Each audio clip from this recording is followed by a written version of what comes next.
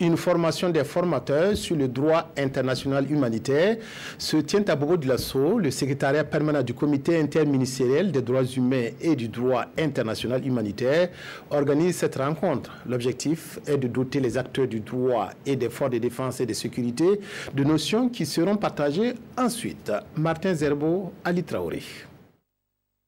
Ils sont pour la plupart des acteurs du droit ou des forces de défense et de sécurité.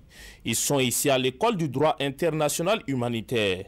Initié par le secrétariat permanent du comité interministériel des droits humains et du droit international humanitaire, cet atelier a pour souci de réfléchir sur l'enseignement de ce droit dans les écoles et centres de formation des FDS. Le droit international humanitaire n'est pas systématiquement enseigné dans les centres et écoles de formation des forces de défense et de sécurité.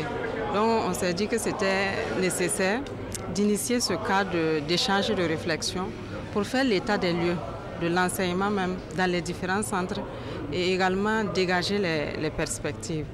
La formation, c'est vrai, elle est militaire, mais à partir du moment où on tend vraiment vers une protection des populations civiles, il est tout à fait bon de pouvoir en tout cas voir dans quelle mesure on peut trouver des modules qui puissent leur permettre de pouvoir être outillés sur le respect des droits humains. Pour atteindre ces objectifs, le secrétariat permanent du comité interministériel de ce droit va durant 3 jours dispenser plusieurs modules. On va faire une présentation sur l'historique et les visées du droit international humanitaire. On va également voir les principes du droit international humanitaire.